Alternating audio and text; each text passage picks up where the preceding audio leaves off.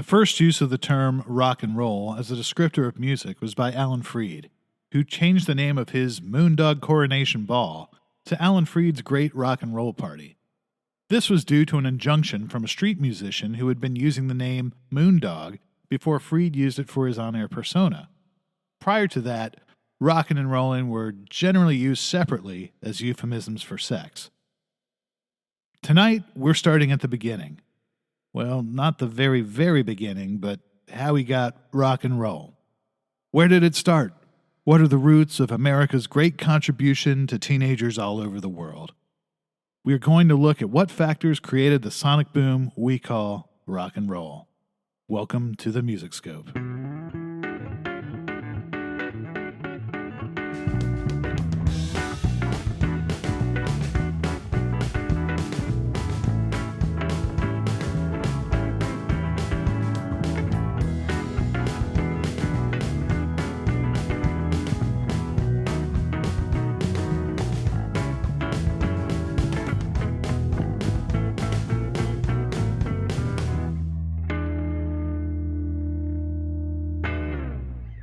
Hi, everyone.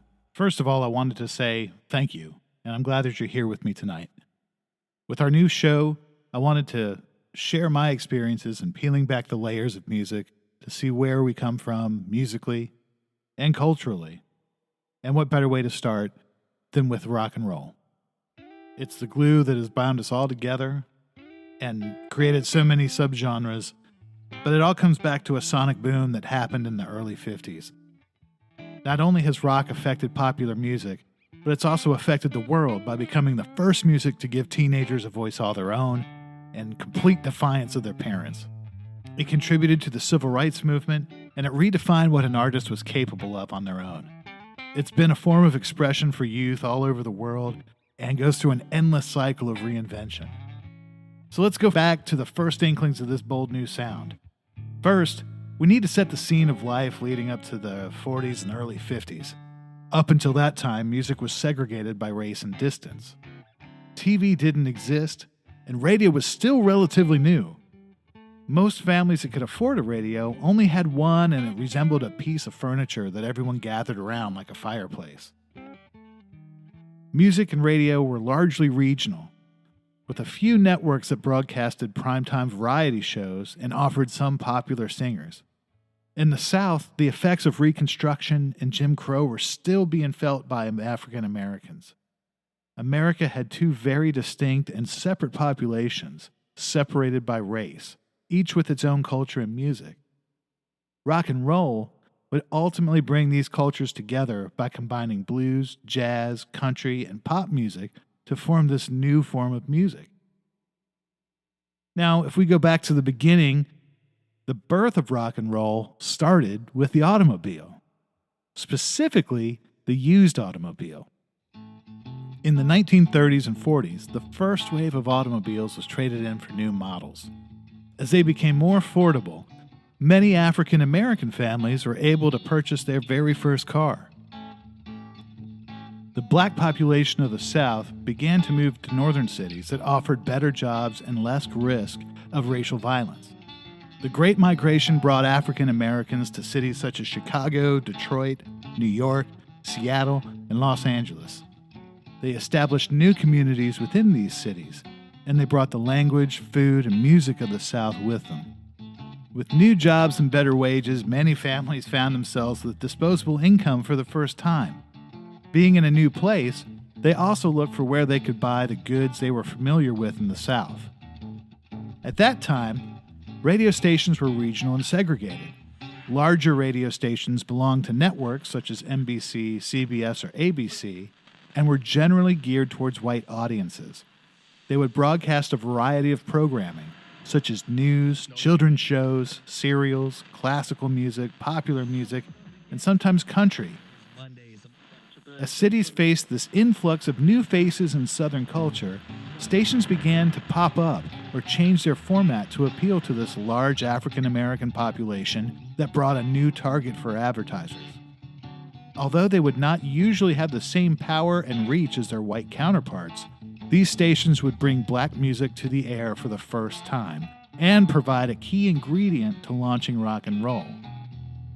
Stations geared towards African Americans included WHBQ and WDIA in Memphis, which featured Rufus Thomas and B.B. King, WLAC in Nashville, WGST in Atlanta, WJW in Cleveland, and that featured the self-proclaimed Moondog, Alan Freed, who would eventually move to WINS in New York and become rock and roll's de facto ambassador. As radio grew, so did the emergence of independent record labels. The big change here was that labels weren't accountable to advertisers or boards that were worried about their image. Independents were able to record anything and anyone that they wanted to, and they often sold directly to radio stations and record shops. Independent labels began to grow across the country, with Atlantic, located in Washington, D.C., and then New York, Chess in Chicago, and perhaps the most innovative and daring of them all, Sun Records, which was founded by Sam Phillips in Memphis, Tennessee. Now, Sam Phillips' experience at WLAY in Muscle Shoals, Alabama, had influenced him profoundly. It was a radio station that had an open format, and it appealed to both white and black artists and listeners. He began to record local musicians and sell the rights to other labels. Among the local musicians to come his way in 1951 were Jackie Brenston and his Delta Cats, and that included their enterprising 19-year-old music director, who went by Ike Turner. They recorded what many consider the first bona fide rock and roll song, Rocket 88, in March of 1951. The sounds captured on the record are gritty and thick with overdriven guitar and blaring saxophone, and it gives the music a distorted edge. The beat swings and feels much heavier than anything out at the time. It was a regional hit, and Ike Turner spread the word about Sun Studios, bringing Sun an unprecedented line of talent. Soon after, another record would be cut by an artist that Sam Phillips called his greatest discovery. Howlin Wolf's How Many More Years was cut in August 1951 and gave the dragging beat and distorted guitar a voice to match them. Wolf's gritty, raspy vocal gives the record an urgency and drive that was unheard of in 1951. And just to put this in perspective, some of the top hits of that year were Unforgettable by Nat King Cole, Come On to My House by Rosemary Clooney, and just about the closest thing there was to rock and roll was Les Paul and Mary Ford's How High the Moon. Now, due to a more mobile population and advances in radio technology, car manufacturers began installing radios into cars in the 1920s. Although prohibitively expensive at first, companies such as Motorola began producing components at lower prices, allowing radios to be included as a stock item in most models by the late 1940s.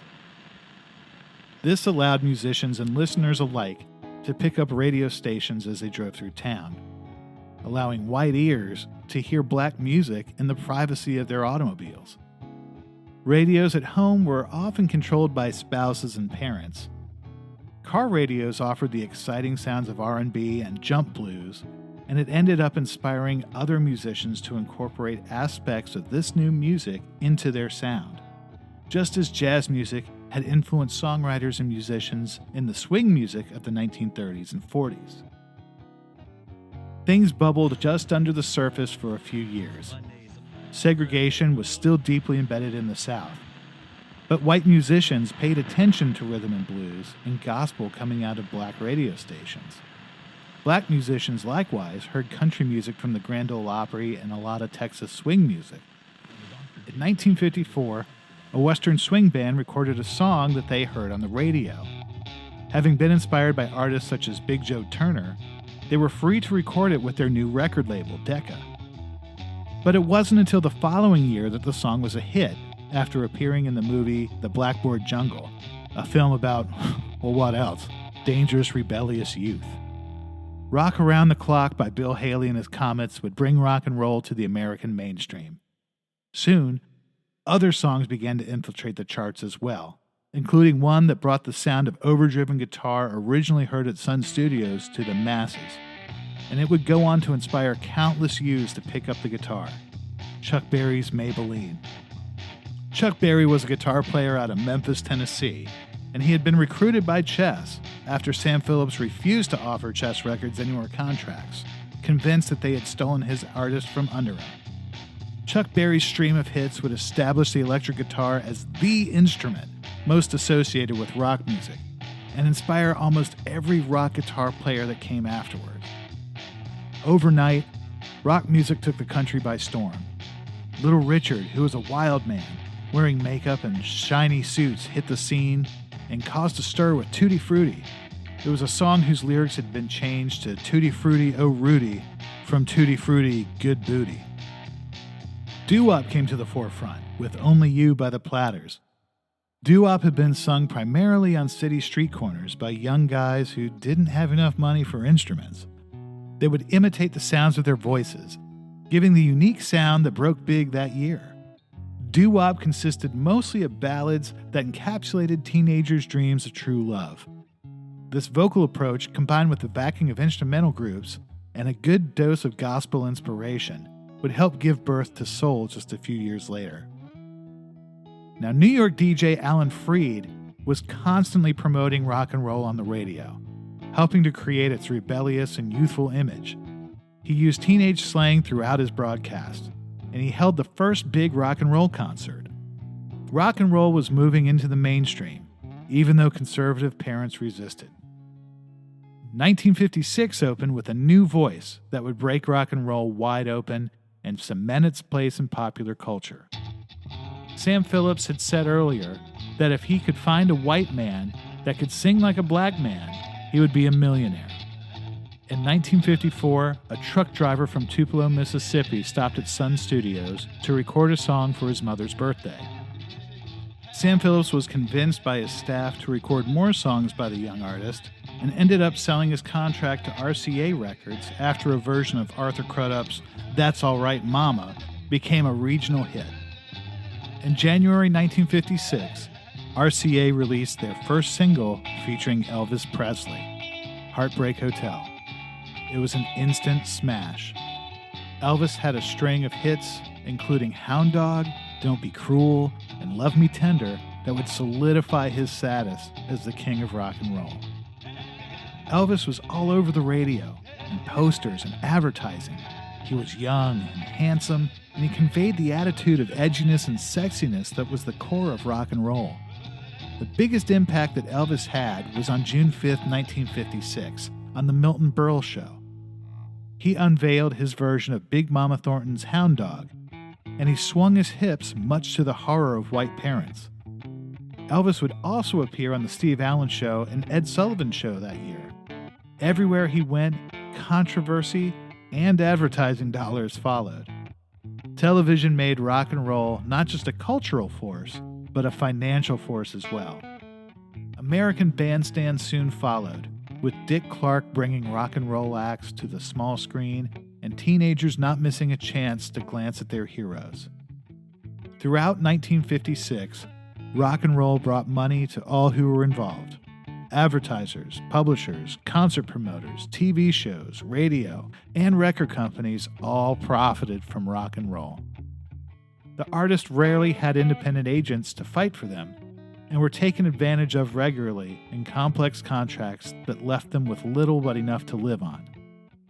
Nonetheless, the roster of rock and roll hit makers continued to grow. 1956 saw a list of hits that is still renowned for its impact on American popular music.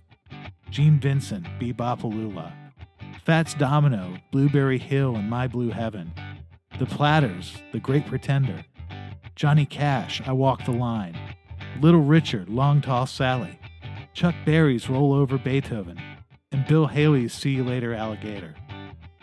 One of the biggest and least discussed aspects of rock and roll's impact is how it gave teenagers of the 50s a unique sense of identity that had never been around before.